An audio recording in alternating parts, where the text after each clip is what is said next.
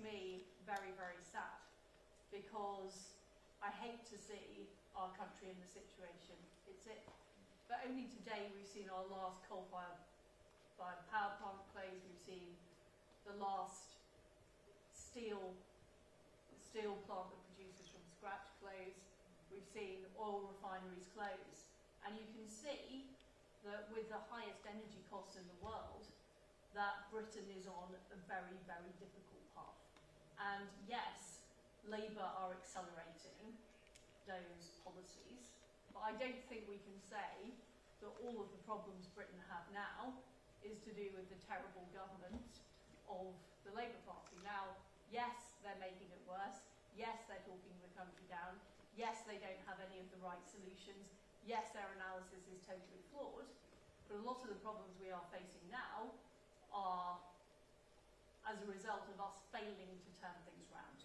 You know, we failed to take on the Blairite, Brownite, statist orthodoxy, and the consequence is, first of all, we got the worst election result for the Conservatives since 1834, but secondly, the country is moving in the wrong direction. And I think we have to acknowledge that. Is there some things they're doing which chime with your growth agenda, though? I mean, for instance, the planning reforms that Rachel Reeves is announcing, Angela Rayner on house building. Is there any stuff in there which you look at and think, oh, I wish, as a Tory, I could have got away with that, but my own MPs were holding me back? There's only one thing that the Labour government have announced that I support, which is decriminalising the TV licence. That is the only thing that they have announced is anything. But if you look at their planning policies, they're actually planning to build fewer houses in London than we were. They're not dealing with the basic problem, which is the 1947 Town and Country Planning Act, which essentially nationalised land. They're not dealing with that. They're tinkering. And what I know is that they will not take on the environmental lobby, who cause so much of the problems in trying to get things built, whether it's protection of non-existent bats or nutrient neutrality, which stopped huge swathes of housing being built. They're not going to take those people on. They're not going to take on the affordable housing lobby, which puts lots of costs again on people seeking to build new houses. So I have no hope that their planning reforms will amount to anything. They have kept stressing that they would be fiscally conservative and they want to strengthen the OBR, etc. Do you think they're actually going to do that? Or do you I mean, I don't know where to start with this, but in the last week, we've had reports that Rachel Reeves is looking to take £50 billion off the balance sheet so that she can disguise the fact that Labour is doing extra spending. £50 billion of off-balance sheet spending.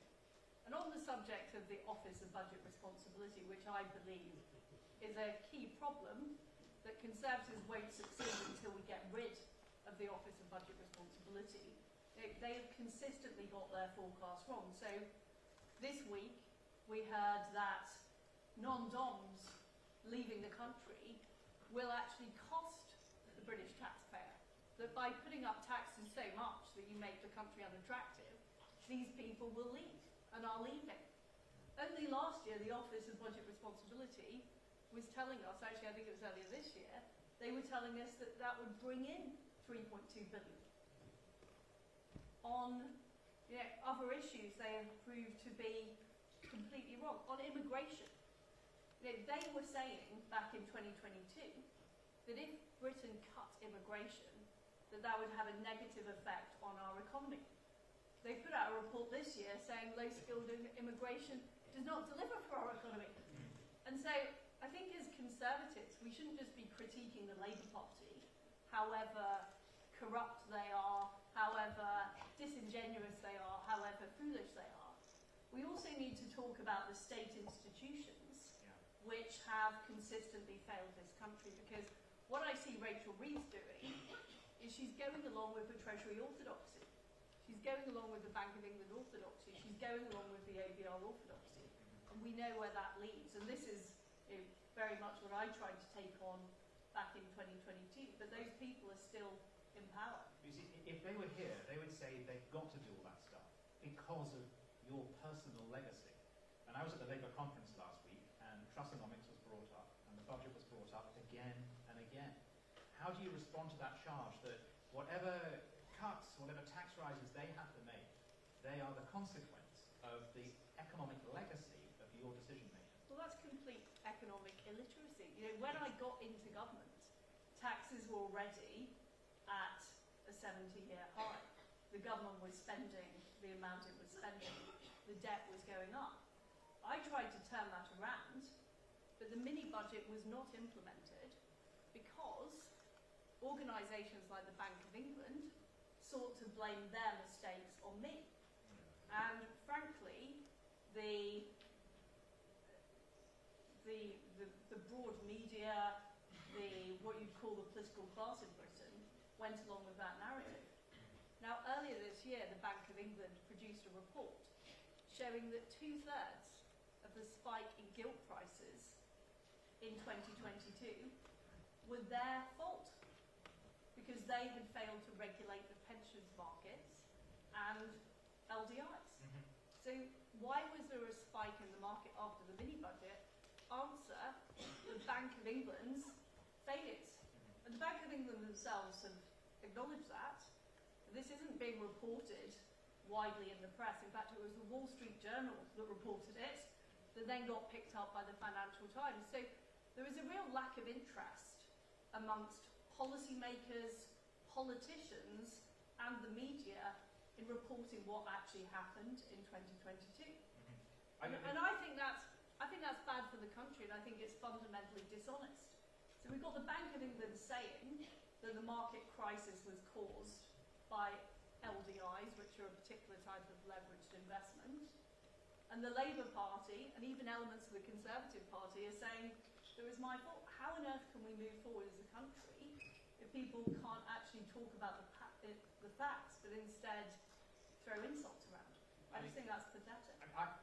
I think I share that analysis. I suspect a lot of people in this room share that analysis. But there are a lot of Conservatives at this conference who don't share that analysis. Theresa May over the weekend wrote that, quote, "Our reputation for economic competence was shattered by the budget of September 2022. How do you respond to one of your predecessors saying that? I mean, I don't know what to say about the 2017 election and our policies on social care. I'm not going to indulge in a slagging match with Theresa May. But what happened was successive Conservative governments went along with the economic orthodoxy. Loose monetary policy, giving control to the Bank of England, accepting the judgments of the OBR. They essentially outsourced economic policy. So it wasn't being decided by the Chancellor, it was being decided by the Bank of England, it was being decided by the Office of Budget Responsibility. I explicitly, back in 2022, had a mandate to take that on. But what I found was that those people and institutions were very powerful, they sought to undermine me, and at the same time, people in the Conservative Party wanted to buy into that narrative. But they are fundamentally wrong about that narrative. Was that a philosophical disagreement? Is that elite capture on their part? They're not like your administration? Well, I think it's elements of all of those things. But why did people in Britain not vote Conservative? Because they felt worse off after 14 years of Conservative government. They were also frustrated by the very high levels of immigration our country had. Those are the fundamentals, and yet very few people in the Conservative Party seem willing to debate the fundamentals that are wrong, and instead like to point to specific events or things that people said. That is not the way people vote. I think it was Bill Clinton who said, "It's the economy, stupid." And that was the truth. People feel their wages aren't as high as they used to be, that costs are higher than they were, that their towns and cities they live in have suffered as a result of a stagnant economy. That's why they turned away from the Conservatives, and that's what I sought to change. But I would say Theresa May, along with many other people in the Conservative Party, is somebody who is part of the establishment. And when people voted for Brexit in 2016, and when they voted Conservative in 2019, they voted against the establishment. They voted for change. And that is what we fundamentally didn't deliver. So I think the new divide in British politics is between the establishment and people who want things to really change about our country. And they don't just want a change of the political figures in number 10 in the cabinet. They want a change in the senior figures in the bureaucracy who have presided over our country's decline. That is the change they want to see. And I think fundamentally in the Conservative Party, we're still divided about that. There are still people who think a bit of tinkering here, a bit of change of narrative here, a bit of demonstrating competence here will get us back into power. If people want to vote for the establishment, they have Rachel Reeves, a former Bank of England employee, of which Theresa May is also, of course, a former Bank of England employee. They have Keir Starmer, a former Chief of Prosecutions and Human Rights Lawyer. Those are the establishment. If people want to vote for the establishment, they're there already. Yeah. And this is what I think Conservatives have to recognise, is we are no longer the party of the establishment. But if those representatives of the establishment were to break into this room right now, if they can get past security, the first thing they would say is, but we won the last election, and you personally lost. People know what you stand for, and they didn't re-elect you. Sorry, we won the last election. Labour won. Labour and the establishment won the last election, but you, the embodiment of the resistance, the people in your constituency rejected you. So how do you explain, if you stand for the people, how is it that the nasty old establishment in the Labour Party won with a landslide, historic one, and you personally lost your seat? So I lost my seat largely due to reform. Right. So reform took a lot of my vote in South West Norfolk, and I was frankly in quite a difficult position because I was running under a very orthodox Conservative Party whilst being an unorthodox Conservative myself, so it was quite a mixed message.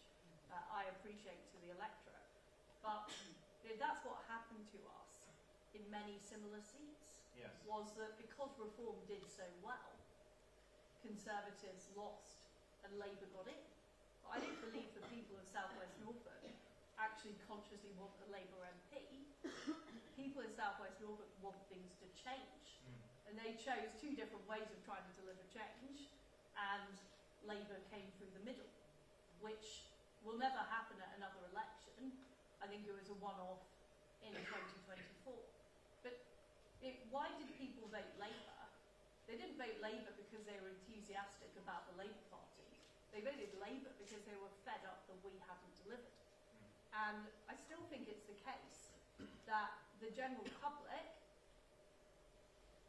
believe that politicians have more power than they actually do.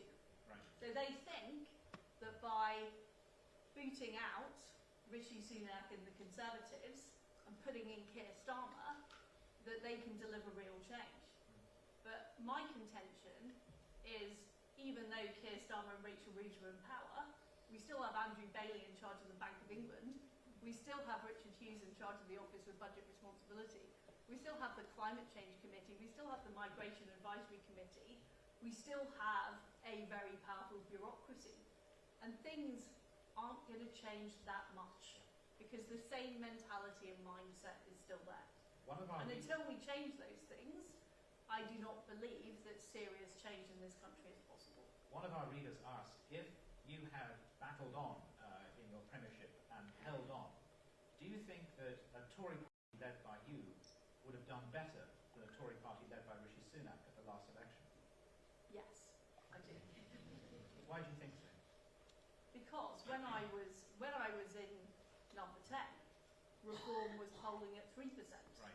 By the time we got to the election, I think they got 18%, because we promised change that we didn't deliver. Now, of course, without the support of the parliamentary party, it was very, very difficult for me to get my changes through. And if you have people in the parliamentary party saying, it's Liz Truss's fault this has happened, not the Bank of England's fault, which is what people did and are still doing, as we've just been discussing, it is very difficult for me to deliver that change. But certainly, if the mini budget had been allowed to succeed, we'd have lower corporation tax, bringing more companies into this country, not relocating to Ireland. We'd have duty-free shoppers coming to London rather than being diverted to Paris or Milan. We've gone on with fracking.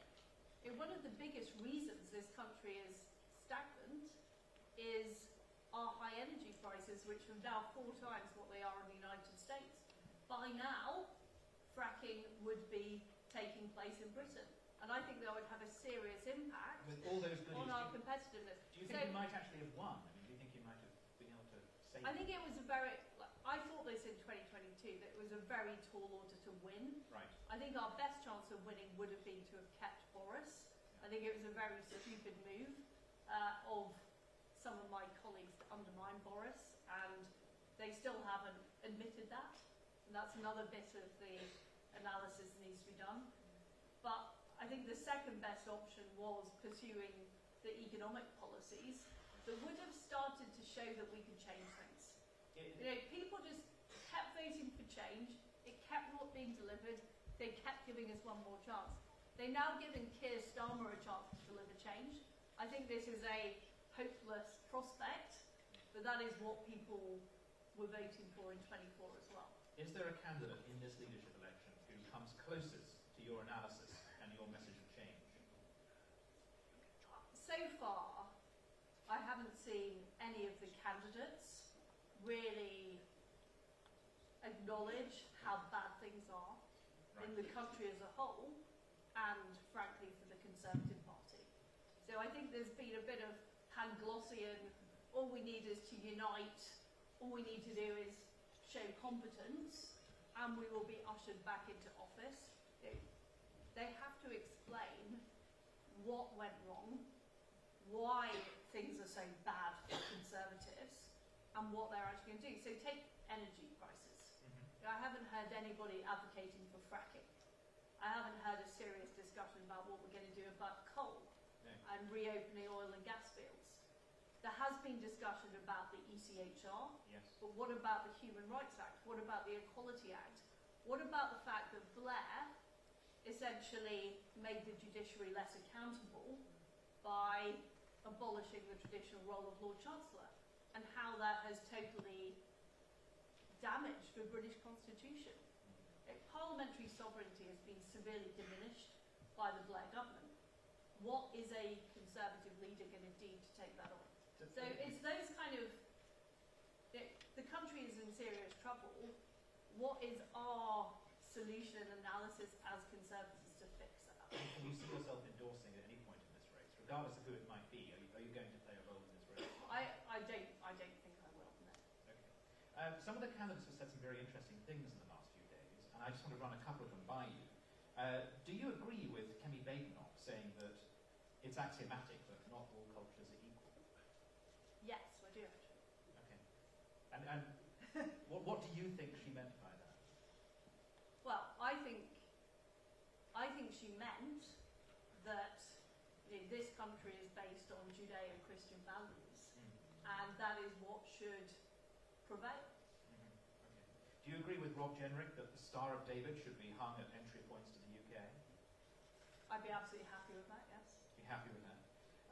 Tom Tugendhat said he is worried about his children and social media, but he wouldn't actually ban iPhones. I wonder you as a libertarian would make of the iPhone debate.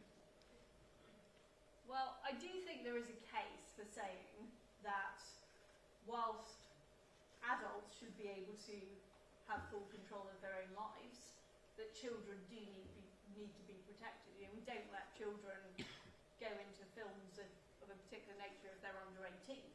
So I think there is a case for the restriction of technology to children, I do. Okay. And James Cleverly has said that no one should be giving more than half their earnings to the state. I definitely agree with that. You're quite right. There hasn't been much talk about things like tax and economic policy. It's felt very culture war. But it's the number one issue that I believe is affecting people in Britain. Yes. And why this country feels like it's in decline. We went through a period in the 70s where it felt like this. were revived in the 80s and the 90s. And over the past 25 years, the left have been winning the argument. Keynesian economics is back in fashion. Wokery has been marching through our institutions. The human rights culture has become embedded in government. And at the heart of that is a declinist view. And of course it's connected to culture as well, about being proud of our country, but it's also connected to the fact that people don't feel that we're increasing in prosperity, that we're doing well. Yeah. You know, the gap between America and Britain has grown hugely. If anyone goes to America and sees what people in entry-level jobs are being paid, you know, security guards, people who work, you know, in the public services, they'll see vast disparities between the salaries of people here and the salaries of people there. And it is because we're not building enough houses, it's because we're not fracking, it's because under a Conservative government regulation has increased, it's because our taxes are too high. It's all those reasons. But for me, the Conservative leadership candidates need to analyse why that is. And my contention is because we've got a very powerful economic orthodoxy in this country that just hasn't been challenged. You've got to tell us something that can cheer us up, because much of what you're saying is quite depressing. Donald Trump might win. Donald Trump might win.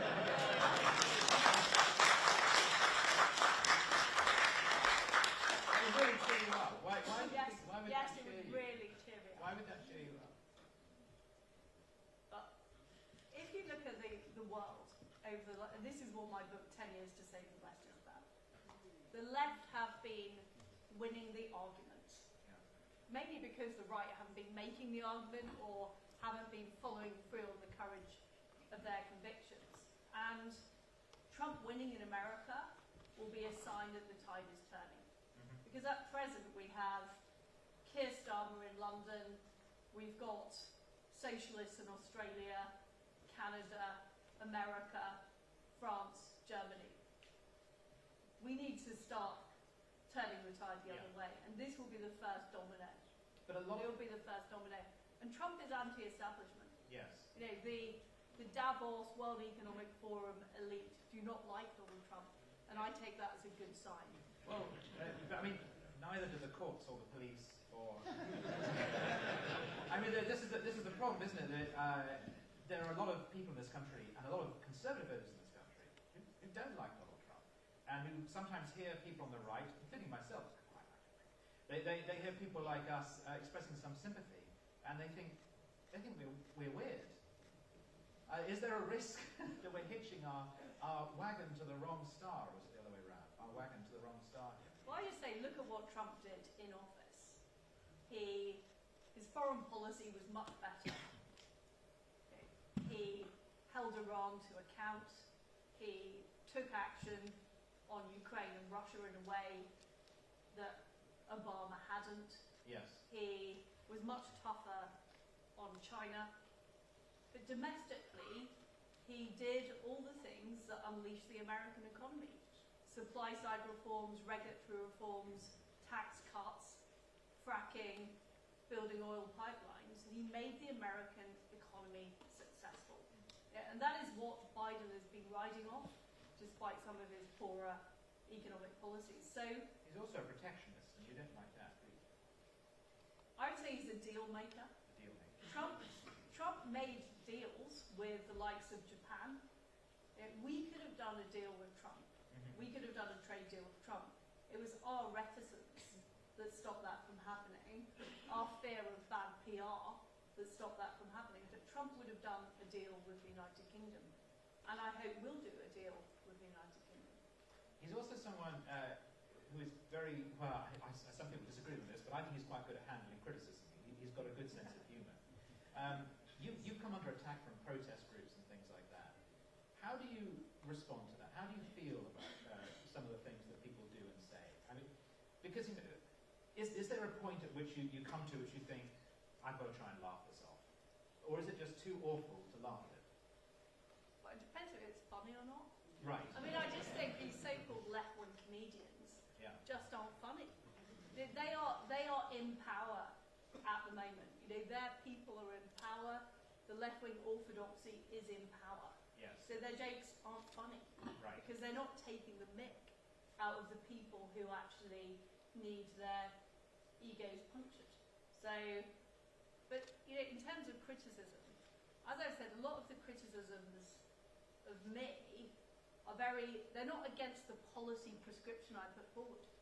They don't say, actually, I don't agree with Liz Truss on fracking because of X, or I don't agree with Liz Truss on corporation tax because of Y, or I think Liz Truss is wrong about constitutional reform, and the judiciary because of Z. It's just like, they're just very vague criticisms. Right. And I think it's a symptom of this country not being serious about analysing what our problems are. Yes. And the media in Britain is particularly focused on gossip, he said, she said, that type of reportage, rather than saying what's actually wrong with the country. And this has led Labour getting into power, being able to say, the reason we will be better is the Conservatives are evil and incompetent, rather than actually saying the reason this country has problems is because of this policy, that policy, other policies. That's my frustration, is that it's just so shallow, a lot of the critique. Well, half of them are in this room, so they will have heard that. Good. They'll take it on board. I don't think they will take it on board because I've said it before and I haven't seen any change. So right. Okay. You've had. I can't think of someone in public life who's had such an extraordinary career in such a short period of time. It's like a lifetime of events have been crammed into a few years. Foreign Secretary, Prime Minister, and then leading a sort of resistance through your books and everything. This is kind of a breakfast morning TV question, but I do want to ask it.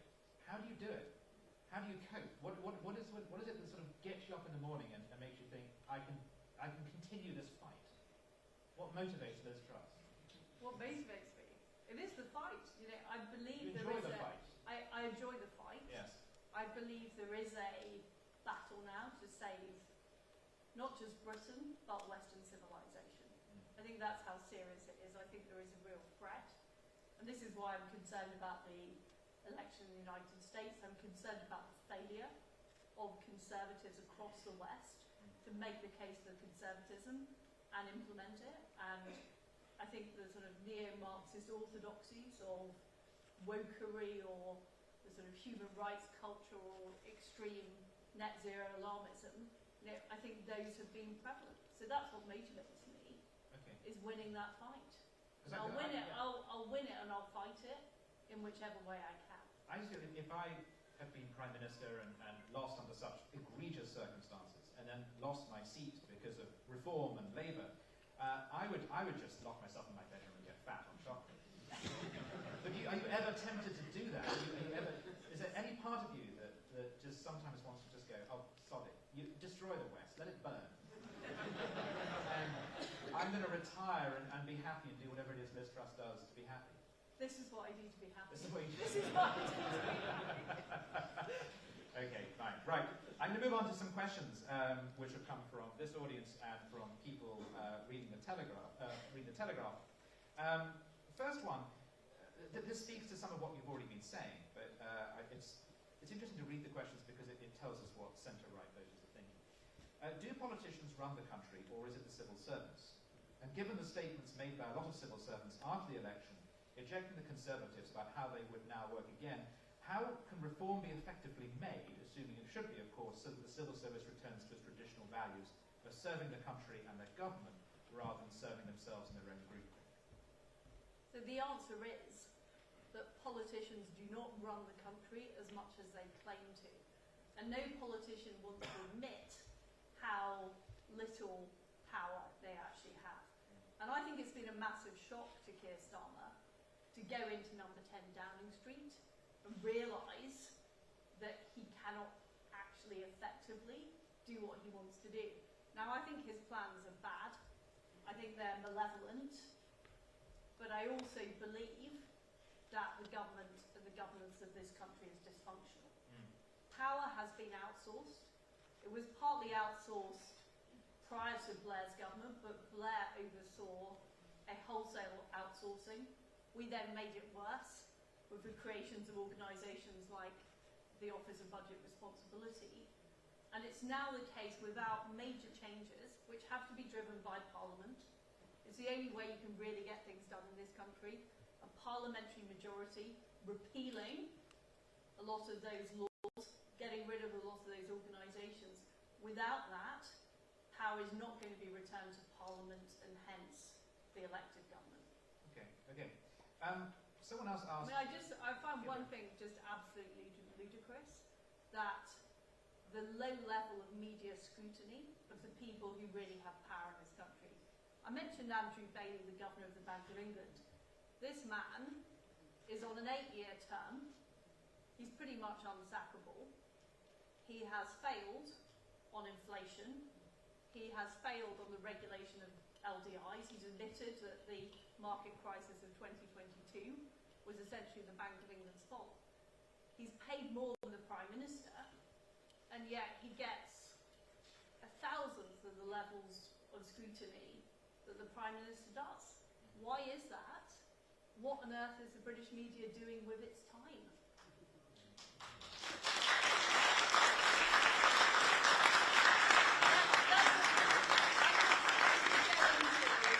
Many more examples. It's too great.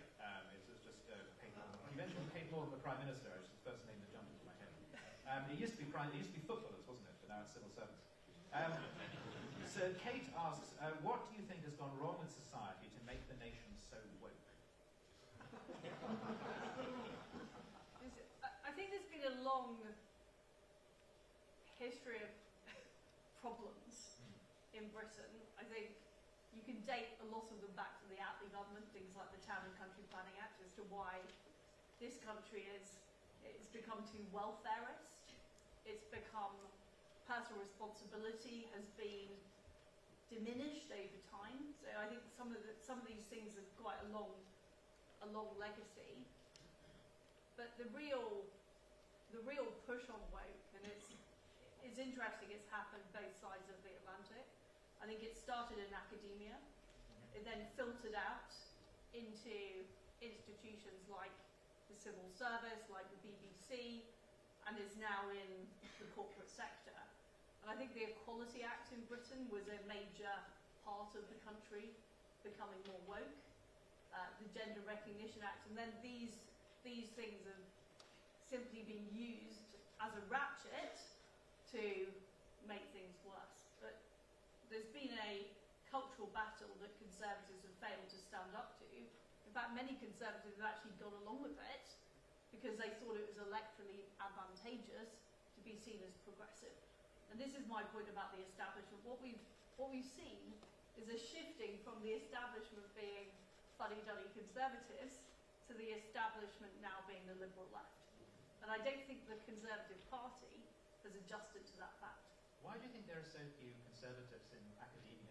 Why don't we go into academia? Have you ever been to a university? I think there's one job worse than being an MP, it's probably being an academic. Right, but at some point in history, for some reason, Conservatives just ceased getting tenure and ceased trying to... I think that academia has always, in the recent past, it has always been towards the left. I think what is now the case is just a complete intolerance for Conservatives and people on the right, such that they're hounded out of academia in a way that they wouldn't have been 30 years ago. 30 years ago, a Conservative would have been a curiosity. Now they're somebody who should be hounded out and not allowed to exist. Yeah. And I think the action that needs to be taken is what Trump is proposing in the US, is those institutions should be defunded if they are not allowing a broad range of beliefs. And I think we have to get much, much tougher. And one of the things that we have presided over the past 14 years is the funding of organisations that are antithetical to Conservative values. You know, whether it's Hope Not Hate, which appallingly is being funded by the Home Office, whether it's organisations in education, how on earth did we allow that to happen? And that's what needs to change. Okay. If you had to advise a young person of one book they should read to make them a Conservative, other than your own, what should a young person be reading nowadays? Goldwater or It is a very, Barry Goldwater's book is very good, with no apologies. Right. With no apologies. With no apologies, right. His autobiography, which is very good. Right, okay. I'm trying to think, I've just read a book called Next Generation Marxism, which is very good, which has talked about how the left taken over institutions, which I think is very important for Conservatives to understand. I think at present, many Conservatives still think we're in a traditional right-left battle. Yeah. We're not. You know, the left are using lawfare, they're using institutional capture, they're using capture of the media to promote their views. And we are way behind in fighting them in all of those arenas. I've been asked what you think about Milei and Argentina. I am a huge fan of Javier Milei. If Milei was standing in the Conservative leadership election, I would be backing him like a shot. Right. That is absolutely what we need. I think he is on everything. He's doing the right thing. I just hope that things in Britain don't have to get as bad as they were in Argentina before we get our own version of Milei. Rachel asks, do you plan to be back in the United States at all before the election in November? Not at present, no. I'm just headed off to Australia, so that's my next trip. And the question which a lot of people have asked is, are you going to return to Parliament? I've only been out of Parliament for a few months, right. So I'm currently thinking about what to do. Mm-hmm. What is certainly true is I'm not going to give up on this fight. Right. I think this is the fight of our lifetimes, is saving Western civilization, and that is what I'm focused on. Did you enjoy being in Parliament? Did you miss being on the green benches, debating? Or is there greater freedom outside of Parliament? Well, I enjoy being in the private sector. Right. As a fan of free enterprise, I like that aspect of my life now. I do enjoy politics. I do enjoy debate. I think Parliament has become a shadow of its former self because so much power is being taken away from Parliament, and there's far too much showboating and emoting in Parliament rather than serious debate about what our country is. So that was frustrating me about Parliament, and it's one of the things that needs to change in the future. Right. I don't think you'd struggle to get back in. I don't think Liz would struggle to get nominated. Or am I? Do people want Liz back in Parliament? Come on.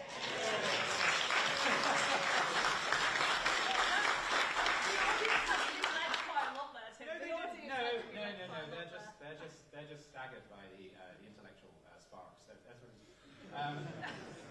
They're rigged. What do your family think about you being out of Parliament now that the limelight is hit? Are they relieved by that? I think my family never know what's going to happen next. Right. They've become used to the roller coaster right. that is living with me. Right, okay. There was one thing I loved about your life in number 10, which was the question of meal times. You tell us about how you used to eat in the evenings. That wasn't the book, was it? That's not something you told me privately and I wasn't supposed to share. I honestly can't remember what I wrote or what I told you. Right. About meal times. Can you tell me what it was? Deliveroo. Oh yes. This is about the difficulty of getting Deliveroo into the building. Yes. So basically, in number 10, I always assumed there was a chef. There was a sous chef that would feed you every night and look after your nutrition and your health. No. There isn't. No. And we had a huge problem with getting I think it was a Sainsbury's delivery to number 10. Because Sainsbury's just didn't believe that we wanted a delivery to number 10 Downing Street. And when it arrived, my husband Hugh was dealing with it, when it arrived, they didn't tell us it was there because they didn't want to disturb the Prime Minister. Right. So we had a sort of empty kitchen and nothing to eat. And I think the Deliveroo ended up arriving at 70 Whitehall rather than number 10. So just all those basic, all the basic things are quite difficult. Right. They're quite difficult. There's a sort of little canteen in the basement, is that correct? There is. Right. Yes. And there was no one to do makeup or hair or anything like that? No. Because these are, Keir Starmer will be finding all this stuff, but of course he's got someone to pay for it.